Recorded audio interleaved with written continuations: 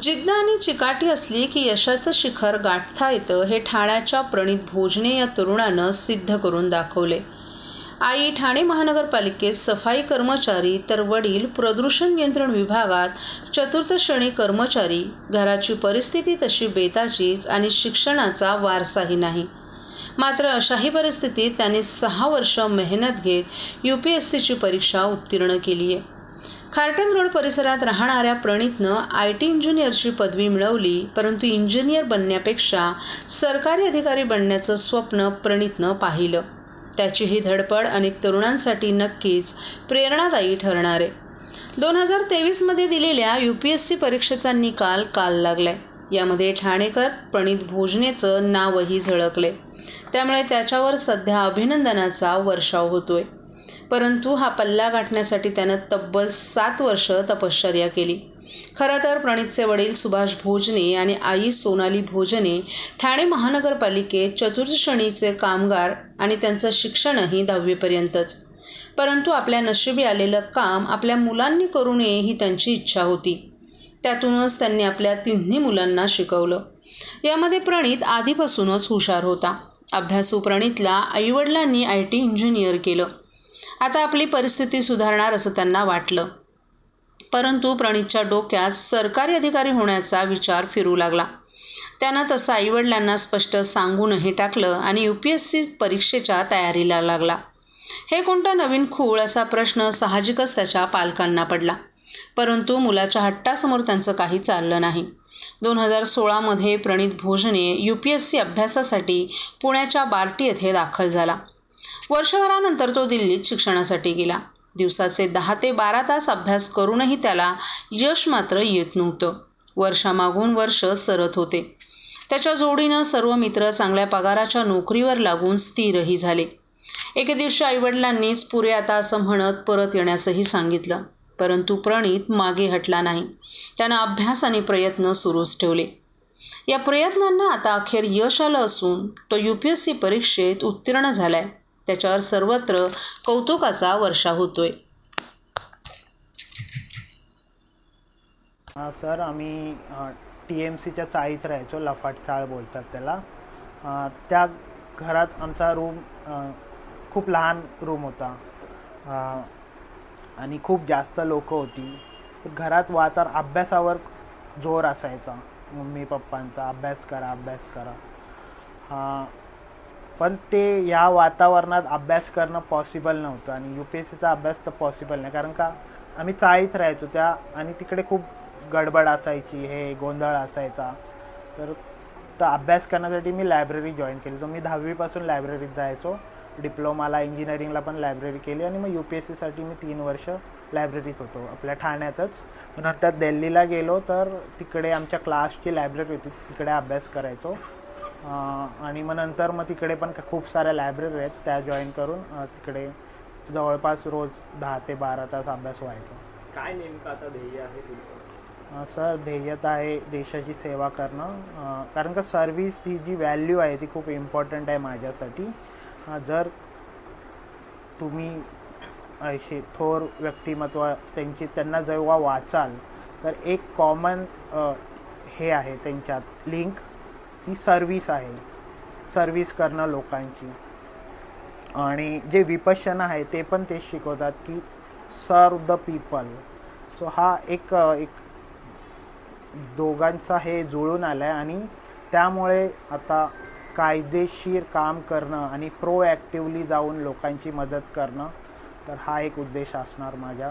आणि त्यामुळे लोकांचा आणि समाजाचा आणि आपल्या देशाचा उद्धार होईल असं मी समजतो.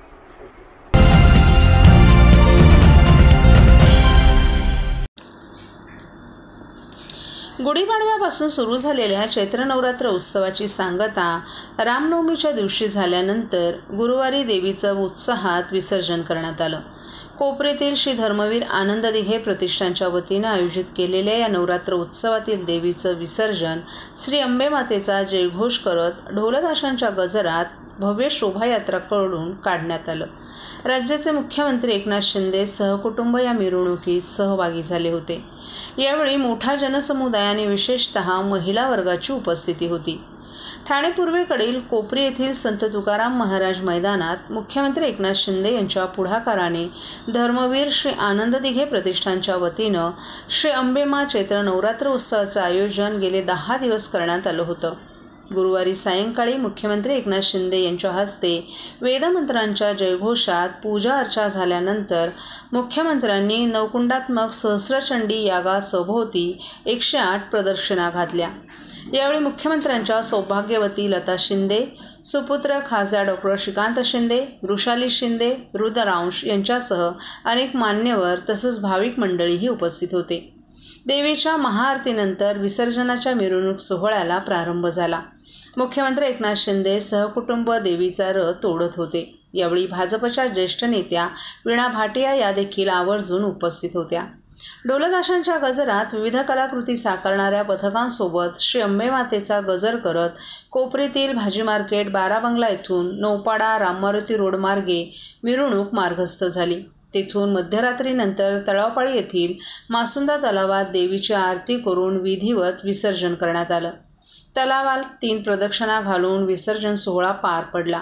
यावेळी भाविकांनी मोठ्या प्रमाणात गर्दी केली होती.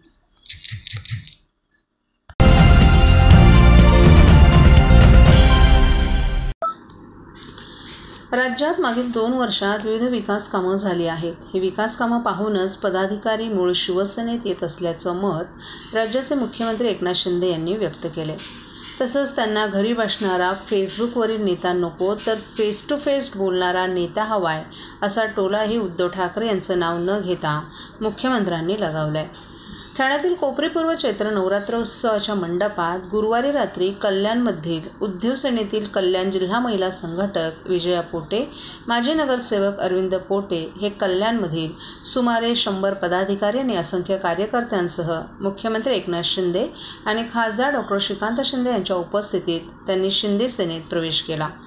त्यांच्या या प्रवेशानं कल्याण उद्धव सेनेला मोठा फटका बसला असल्याची चर्चा मात्र सुरू झाली आहे. शिवसेनेत आजही 80% समाजकारण आणि 20% राजकारण या पद्धतीनं काम सुरू आहे. बाळासाहेबांचे विचार, त्यांची भूमिका याला त्यांनी तिलांजली दिली. आपल्या तत्वांशी तडजोड करून महाविकास आघाडीच्या सोबत गेले. त्यांच्यासोबत असलेले पदाधिकारी आता त्यांना सोडून मूळ शिवसेनेत येत असल्याचं मुख्यमंत्री एकनाथ शिंदे यांनी सांगितलं. दरम्यान तिकडे 80% समाजकारण आणि 20% राजकारण न होता केवळ राजकारणच केलं जात होतं.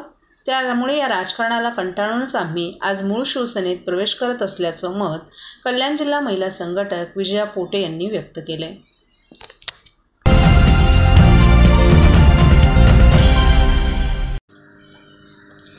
आनंद चॅरिटेबल ट्रस्टतर्फे आयोजित चैत्र नवरात्र उत्सवात काल गुरुवार दिनांक 18 एप्रिल रोजी सायंकाळी 7 वाजता छत्रपती शिवाजी महाराज मैदान जांभळी नाका येथून देवीची विसर्जन मिरवणूक काढण्यात आली.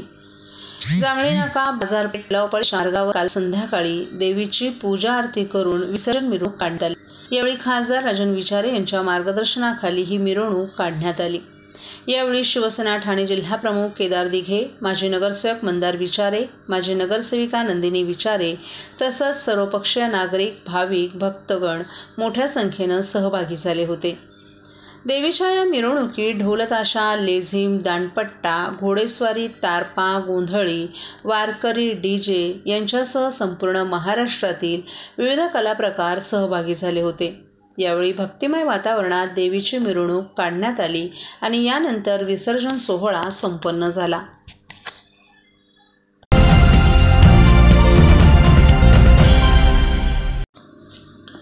ठाणे जिल्ह्यातील भिवंडी लोकसभा मतदारसंघामध्ये तिरंगी लढत होणार असल्याचं आता स्पष्ट झाले. भाजपचे उमेदवार आणि केंद्रीय पंचायती राज्यमंत्री कपिल पाटील यांच्यासमोर महाविकास आघाडीतर्फे राष्ट्रवादी काँग्रेस, शरद पवार पक्ष गटानं सुरेश म्हात्रे यांना उमेदवारी घोषित केली होती. या जागेवर जिजाऊ संघटनेचे निलेश सांबरे काँग्रेसतर्फे इच्छुक होते. मात्र ही जागा राष्ट्रवादीच्या वाट्याला गेल्यानं निलेश सांबरे यांना वंचित बहुजन आघाडीतर्फे भिवंडी लोकसभेच्या जागेसाठी महाविकास आघाडीतही काँग्रेस आणि राष्ट्रवादी काँग्रेस पक्षाच्या शरद पवार गटांमध्ये विसंवाद आहेत. त्यात जिजाऊ संघटनेचे निलेश सांबरे यांना वंचित बहुजन आघाडीनं तिकीट दिल्यानं मोठी चुरस निर्माण झाली आहे. वंचित बहुजन आघाडीनं पाठिंबा दिलाय, त्यामुळे कपिल पाटील यांच्यासमोर आता सामाजिक क्षेत्रात कार्यरत असलेले निलेश सांबरे यांचंही आव्हान उभं ठाकलंय। या मतदारसंघातून आपला विजय पक्का असून आपण 1 ते 1.5-2 लाख मतांनी निवडून येणार असल्याचा विश्वास अपक्ष उमेदवार निलेश सांबरे यांनी व्यक्त केलाय। सर्व उन्हाळा प्रचंड वाढत चालला आहे। जसजसं निवडणुकीची तारीख जवळ येत चालली आहे तसं लोकांचा उत्साहही वाढत चाललेला आहे। आज भिवंडी शहरात तिरंगी लढत असताना आज तुम्ही ह्या सर्व प्रकारे कशा पद्धतीने पाहता? आपण केलेलं जे 15 वर्षात काम आहे ते शाश्वत काम आहे। ज्या गावाची लोकसंख्या 200 त्या गावामध्ये 2000 विद्यार्थी मोफत शिक्षण घेतात, ज्युनियर KG तर UPSC देशातला पहिला शिक्षणाबाबत प्रयत्न केला आपण। इयत्ता 9वी पासून JEE NEET स्पर्धा परीक्षा, CA आणि न्यायव्यवस्थेचं फाउंडेशन आणि त्याच्यासाठी IITच्या JEE NEETसाठी आणलेले अहमदाबाद। त्याचबरोबर CBSEचे 20,000 विद्यार्थ्यांना 8 शाळांमध्ये मोफत शिक्षण दिलं जातं। 45 स्पर्धा परीक्षा वाचनालय दाखली रत्नागिरी सावंतवाडीपासून तर रत्नागिरीपासून तर इकडे मोखाडा आणि कलाश्रीपर्यंत पूर्ण प्रकल्प। त्याचबरोबर 31 पोलीस अकॅडमी, गडकरचे सेंटर आहे, ठाणे आणि घरपोली इथे रेग्युलर क्लासेस चालतात स्पर्धा परीक्षेचे, MPSC UPSC आणि कॉम्प्युटरचे। आणि या सगळ्या कामावर त्याचबरोबर आरोग्य विभागामध्ये खूप मोठं काम जिजाऊ मार्फत करण्यात आलेलं आहे। हे कोकण हे माझं कुटुंब आहे आणि या कुटुंबातील कुठल्याही व्यक्तीला अगदी पोटातल्या बाळाचं सिझर बसणं तर 100 वर्षापर्यंतच्या आजोबांना कॅन्सरपर्यंत सर्व उपचार मोफत केले जातात आपल्या घरातील व्यक्तीसाठी। गाव, पाडा, वार्ड, नगरपालिकेचा प्रत्येक ठिकाणी आरोग्य शिबिरं घेतली जातात। गेले 10 वर्षभर प्रत्येक वर्षी 500 मेडिकल कॅम्प दिले जातात, 200 रक्तदान शिबिरं घेतली जातात। त्याच्यातून हजारो नाही तर 40 लाखाहून जास्त आमच्या बांधवांना आरोग्य सुविधा उपलब्ध करून दिलेल्या आहेत। त्याचबरोबर प्रत्येक झोपडपट्टीमध्ये काशेच ठाण्यासारख्या महानगरामध्ये, तर मोखाड्यासारख्या ठिकाणी, जव्हारसारख्या ठिकाणी, विक्रमसारख्या ठिकाणी, मनोरसारख्या ठिकाणी दाबीचे कोचिंग क्लासेस जातात वाढा। त्यामुळे विद्यार्थी आणि शिक्षण त्या दोन्ही गोष्टी तर बरोबरच त्या आरोग्य, दुसऱ्या गोष्टी आहे महिला सक्षमीकरण। इतक्या भिवंडी तालुक्यामध्ये 18,000 मुलींना आमचा रोजगार उपलब्ध करून दिला। कोणाला शिलाई मशीन दिलं, कोणाला मेहंदी क्लासेस, कोणाला ब्युटी पार्लर क्लासेस, कोणाला जेवण बनवणे, कोणाला इंग्लिश पर्सनॅलिटी क्लासेस बांधवाने ज्ञान देण्यात आलं, कोणाला प्रत्येक बांधवांप्रमाणे गाडी देण्यात आली। तिथे वडापावच्या गाड्या लागल्या, कुठे भाजीपाल्याच्या लागल्या, कुठे फ्रूटच्या लागल्या, कुठे महिलांसाठी अगरबत्ती बनवणे, शॅम्पू बनवणे, साबण बनवणे याचे कोर्स दिले। या सगळ्या कामा आणि दरवर्षी किमान 500 करिअर गार्डनचे कार्यक्रम होतात ठाणे। या सर्व कामाच्या आधारे आम्हाला माहिती आहे की निवडणूक ही आमच्या कुटुंबातील व्यक्ती आमच्याबरोबर आहे। जवळजवळ 4 लाखाहून जास्त लाभार्थी आहे मतदारसंघामध्ये, ठळक लाभार्थी ज्यांना शिक्षणासाठी, आरोग्यासाठी मदत केली आहे, ते सर्व समाज बांधव आमच्याबरोबर आहे। सर, तुमची एक लढत थेट केंद्रीय मंत्र्याशी होणार आहे, कशा पद्धतीने पाहता तुम्ही? आमची लढत कोणाची याच्यापेक्षा आम्हाला आमच्या मनगटावरती विश्वास आहे, आम्ही केलेल्या कामावरती विश्वास आहे। सर्व जाती धर्म समाज, काल माझा वाढदिवस होता, आपण भिवंडीमधल्या दंगली ऐकली असतील, तर दंगली झाल्यानंतर तिथे दिघे साहेबांना एकदा डिसिप्लिन ते धर्म पिक्चरमध्ये दाखवले की दंगली मिटवण्यासाठी, शिवजयंतीच्या वेळेस दंगली मिटवण्यासाठी पाठवलं। कालची गंमत तुम्हाला सांगतो, आमच्या भगिनी छत्रपती शिवाजी महाराज घेऊन माझ्याकडे आल्या, विठोबा रुक्माई घेऊन आल्या, मूर्ती घेऊन आल्या, राजे संभाजी महाराज घेऊन आल्या। म्हणजे हे गणित वेगळं आहे। तर ज्या छत्रपती शिवाजी महाराजांच्या जयंतीविषयी भिवंडीमध्ये दंगल व्हायच्या, त्याच आमच्या भगिनी आज एवढं शिक्षण दिल्याने, जिजाऊने रोजगार दिल्याने छत्रपती शिवाजी महाराज समजू लागले, यांच्या प्रतिभा त्यांनी घेतली। हे काम जिजाऊचे आरोग्याचे नेते, त्यामधून हजारो आमच्या समाज बांधवातील लोकांना मोफत उपचार होते। किती मताधिक्याने तुमचा विजय होणार? साधारण 3 लाखापर्यंत, 2.5 ते 3 लाखाच्या मताधिक्याने आम्ही विजय होणार। धन्यवाद। हे होते आमचे निलेश सांबरे सर। त्यांनी असा विश्वास व्यक्त केला आहे की साधारणतः 3 लाखाच्या मताधिक्याने निवडून येणार। आमच्याकडून त्यांच्यासाठी हार्दिक शुभेच्छा। धन्यवाद।